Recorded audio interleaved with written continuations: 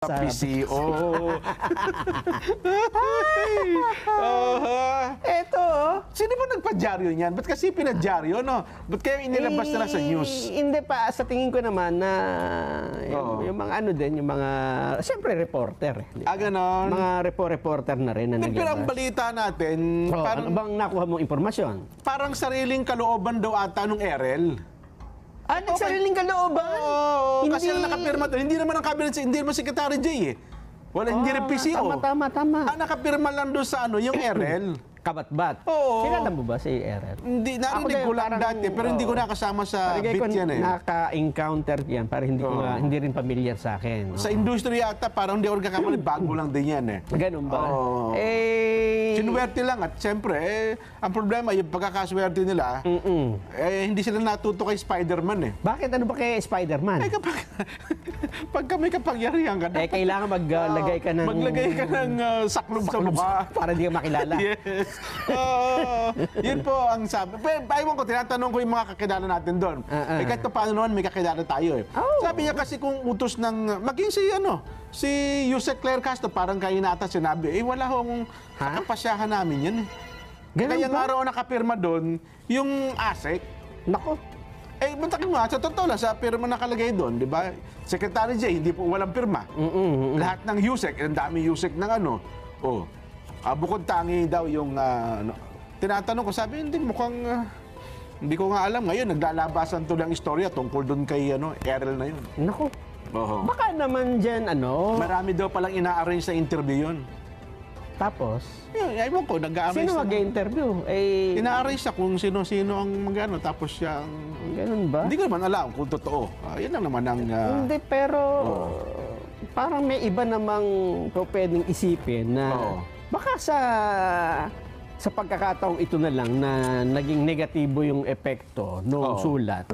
Kaya medyo, ikaw lang may gawa niyan, ha? Hindi ganon. parang siya na yan eh. Napanood ko na yan dyan eh. Ganon, Sa Mission Impossible. Nagkaka-booking Tuwing tatanggap si Ethan Hunt ng mission, meron sa bandang dulo, pagka kayo na-booking, hindi namin alam yan. Hindi pa? Oo. Hindi, pero signed kasi eh. Signed yung Kaya request nga, eh. ang ibig sabihin, halimbawa, sumulat nga siya, ha? Tapos may signed niya. Kung ang ginawa ng sinulatan ay, ganun ba? Sige, palitan na natin yung report. Okay na, tapos na, di ba? Ang galing mo talaga.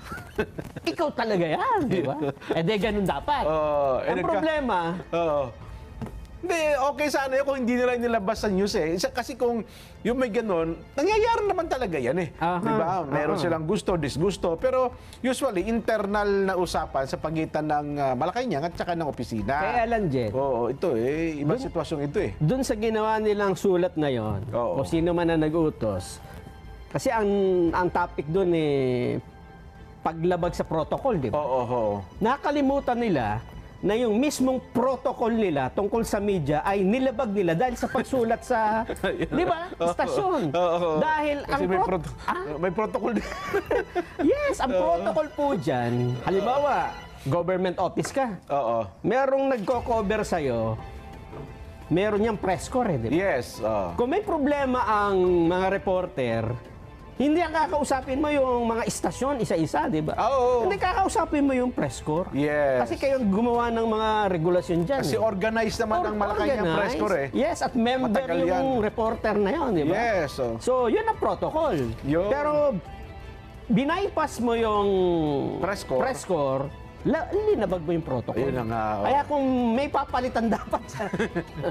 ikaw na lumabag sa protocol, di ba? Dapat kasi kinausap mo yung Malacanang press corps. Yun dapat. Sino ba presidente ngayon? Ganun dapat. Hindi ko alam kung sino presidente Hindi ba ngayon si Eli Saludar? Hindi. GMA pa yun eh. Ganun ba? Panahon pa na GMA yun. Baka naman si, Si Paulo, di ba si Paulo Rivero? Ray Marpil. Hindi ba? Hindi.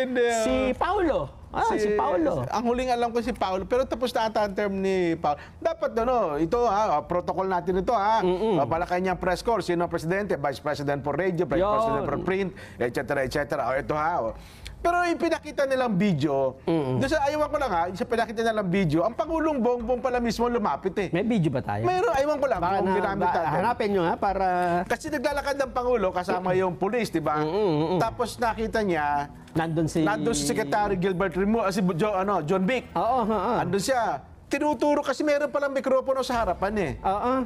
Mayroon sa mikropono sa parang sinasabi niya, Mr. President, doon po sa may mikropono. Ang ginawa ng unang tagpo ni Mr. President, pumunta doon papalapit ata doon sa grupo ng mga reporter. Eh, ang nasa harap, lagi sinusuga sa harap, si Eden eh. Si Eden parang lumapit. Tapos nung kinuna naman ng video, frontal, itinuturo din ni Eden sa pamamagitan ng kanyang telepono, anong mikropono. Si Mr. President, doon po. Parang doon po. Huwag po ako, kasi labago yan sa protocol. Parang gano'n eh.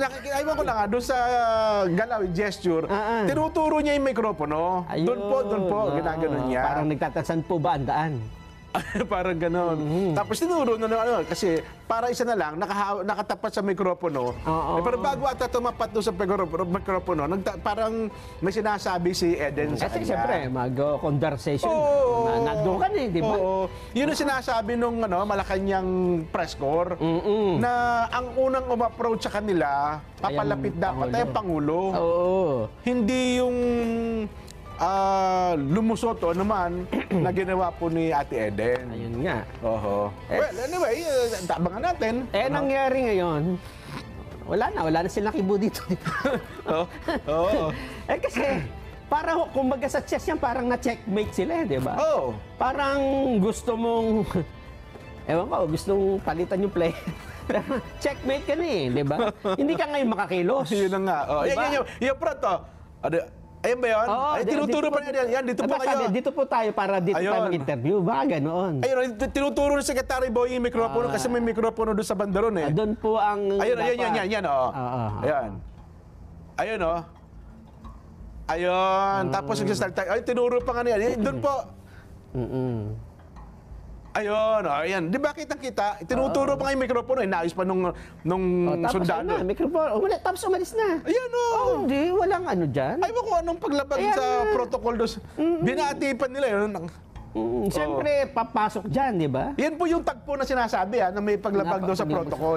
Nga pa. Kung may paglabag man, napaka-babaw. Ayun na nga yun. Tapos sinuro din si Secretary John Vic, Mr. President, doon po. Hindi siya masyadong, kumbaga sasabihin na natin, okay, violation. Pero kumbaga sa referee yan dyan, basketball. Ayun. Kung sinabi mong foul, dumaplis lang. Ayan, meron naman talagang setup ng interview may mikropono At talaga hindi naman niya ipinilit na interview yan dyan. Para natuwa, nakangiti pa nga, Mr. President. Dito po. Ay, sabi, hindi ko, andun yung mas maganda mic. Tapos may nag-apos pa. Parang, kasi akala in-expect nila, ambush interview na. Hindi nga nila alam kung nasaan. Oo nga. Tapos lumapit si Secretary John Vic, Mr. President, doon na po. Ayun. Naglalakad sila. Siyempre, alam mo na si Eden, si Kadora din yan eh. Mr. President, Karina, anong malyari siya? Abi, gano'n. Sabi ni Pangulong Bongbong, Ilocano ako, hindi ako Kapampangan. Ayun. Tapos natuloy naman, di ba? Yes, nagpa-press con din naman. At saka dito, hindi naman talaga siya na-interview. Ayun, parang tinuro. Mr. President, dito po, ginaganon pa nga, di ba? Minumustra pa nga ni Eden eh.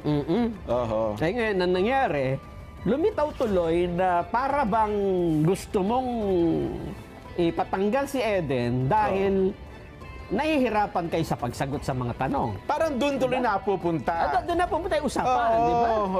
Pero ang ginagamit kasi nilang basihan, ito nga, na meron daw, ayun. Kasi yung inaabot niya mikropono, ginagano niya, di ba, itinuturo yung mikropono na sa harapan eh. Sabi, dito ho tayo magpa-interview. Sabi naman, hindi ho dyan, doon. Ang linaw. Hindi lang naman nagkaintindi. Sabi sa dito, tatanggalin ko yung aking, yung face mask. Ay narinig niya, sabi ni John Vic. Doon po ang interview. Yun, tinuturo pa nga sa kamay eh. Tapos bukod sa kanya, meron din dalawa pang babae na Ayun, tapos di ba, inaano siya ng PSG. Dito lang po, nandito lang po kayo. Oo nga. Ay mo kung anong protocol ang nalabag diyan. Yun kasi ang ginagamit. Ito po yung yung actual na sinasabi nila na may paglabag daw doon sa protocol. Ay, nakalagay kasi doon yung parang na endanger, nalagay sa panganib. Yung Pangulo. Na Pangulo. Ay, Dahil wala. masyado siyang malapit. Daw may dala siyang langganisa. Alam ko, may dala na si Eden. Lagi bayong, nagbebenta ng bayong yan eh. Pambili ng maintenance. Yes. Opo, oo. Naalok din ako niyan eh. Natatama ako din, nakabili. Ang dami Nakabili bayong ka. sa bahay. Ngayon may bagong inaalok sa akin eh. Ano naman? Longganisa. Battle. Ay, sinasabi natin. Battle longganisa. Maparaan kasi, di ba? Opo, alam niyo naman ng mga Kapampangan eh, maano sa buhay yan eh. Madiskarte eh. Oo. Yun po. Ngayon tuloy, ang lumalawak na issue, kaya nyo lang naman kasi gustong paalisin. Dahil sa ganito, ganyan. Yun ang nangyari. Dahil dyan, nandyan na po si Vic Sumintak. Ito, tatawagin natin. Asan niya si Vic Sumintak na? Si Vic Sumintak. Siya nasa Malacanang ngayon? Ay, hindi. Iba pa. Talaga naman. Loloko nyo kami. Pero si Vic Sumintak, kaya pakatagal nang nag-cover sa Malacanang. Ay, hindi. Panahon pa lang ata Fidel ni Manuel. Ramos. Hindi, Manuel Quezon. Manuel Quezon. Kasi, Manuel yun eh. kasi halimbawa lang, halimbawa, gusto nating palitan si Eden, ay hindi ho mauubusan ng Net 25 na mabatikan. Nandyan ho si Weng de la Fuente. Yan, mas lalo Alam niyo ba kung sinong presidente yung unang kinover ni Weng de la Fuente sa Malacanang? Yan. Lahat ng presidente nakaduet pa yan. Ay, si yung hari ho na Espanya. Si King Philip. Yung pinangalan, di ba? Pinangalan sa kanya yung Di pa naman pa ni Magellan yan. Talaga naman. Kaya halimbawa, pinalitan si Eden dahil sa ayaw yung ganun yung mga tanong. Kung yun ang dahilan, talaga, sa ilalim. Tapos, Ipapalit mo halimbawa papalit yung... mo si Vic Sumintak, lalo na, di ba? Naku, mas lalo kayo nagkaipit-ipit yan. Di Batista po yan eh. Tapos, Di Batista yan. Ludovico. tapos ayaw niyo si Vic Sumintak, pinatanggal. Uy, ganap po yun. Nako. Kaya kwentahan kayo ng, alam mo ba, nung panahon ni Magellan. Yun, Diba? At saka Mauubos yan. si Madam Weng, kadebate yan, ikatotoy talastas. Oo naman. Ay, paano nyo lulusutan yan? Lalo kayo dyan. Huwag niyo na rin hintayin na kami pa ni Jen ang Anak ko po! pumunta. Disgrasa tayo dyan kapag naggaganon. Ano, ha? Yan nga. Kaya pag natuloy po't pinalis si Eden, mas mamumroblema kayong malaki. Oo. Opo. Kasi si Ate Eden ang mapasensyoso sa lahat Si ng amin. Eden na po ang pinakamabait Yes. na reporter dito. Medyo tahimik pa yan, malambing. Naku, di pag narinig niyo pa yung Mayan Corbera. Naku po! Isang tanong yan, gusto mo away agad eh. Gusto yan, babagkagan. Di ba? Yun ang sinasabi namin sa inyo. Ay, nako. Yun po ang ang binabanggit natin. Ay, dayaman din lamang na pag-uusapan niyo po yung mga bagay-bagay na yan sa Palasyo ng Malacanang. Kaya, Kuya Erel, ang problema ngayon, ang nababatikos at nababas yung Erel Kabatbat. Kasi siya ngayon nakapirma. Isa yung nakapirma. At tinatanong tuloy nila, ano ba ang motibo? May nag-utos ba sa kanya o nagsariling kalooban itong si Errol Kabatbat? Kasi nga, bilang ASEC, ang dami mo anya nalagpasan. Pero sa marami siyang protocol na nalamag. Ayun na nga. Kasi tinatanong natin yung mga staff ni Secretary Jay. Wala naman daw utos sa Secretary. Aywan ko lang, ako tinatanggi nila. Hindi naman daw ata iniutos sa Secretary Jay. Kanina, parang naitanong din ata, hindi ko alam, hindi ko narinig kasi ng personal, naitanong din ata kay Yusek Claire, mukhang wala din daw namang sinasabi na ganun. At saka ako naniniwala, si Yusek Claire, hindi niya tinuturing na kaaway si Eden eh. Hindi, nagpa-picture nga sila. Yun Huwag na niyo, nga. sa akin, yung mga vloggers sa kanan na para bang pinagsasabong niyo po si Eden. Tsaka, hindi po. ibabas si Attorney Claire Castro. Trabaho lang po yan, walang personalan po dyan. Kaya bagamat sinasabi natin na hindi siya angkop, ha? Oo. Dahil yung style ay hindi pang Malacanang, yun ang gusto nila eh. Wala tayong magagawa. Galang natin. Hindi diba? naman tayong appointing authority. Ang Hayaan natin Pangulong sila. Bongbong eh.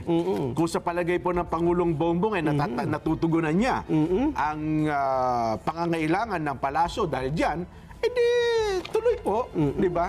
Eh, yun ang gusto nilang style. Oh, yun. Oh. Eh, tuloy ang ligaya. Ayun. Oh. Pero kung sino nagko-cover diyan sa Pangulo, eh, nangyayari po talaga yan. Maaari hindi nyo gusto yung paraan ng pagkatanong. Pero ako naniniwala, personally, hindi po, ano yan eh, walang rift sa pagitan po ni Yusek Claire at saka ni Ate Eden. Wala yan. Oo. Professional po yung mga taong yan. Lumalala lang kasi pag pinapanood nyo po sa social media at saka mga vlog, na para bagang pinagsasabong po yung dalawa. Oo. Oo. Eh, ang totoo niyan, pagka pinagsabong nyo yung dalawa na yan, baka kayo matapon sa taal. Opo. Baka magalit si Atong. Huwag niyo pong pagsabungin, hindi po mga manok. Hindi mga yan. Eh, alam mo bang nangyari sa taal ngayon? Apat, anong nangyari kayo sa taal? Ako po, dahil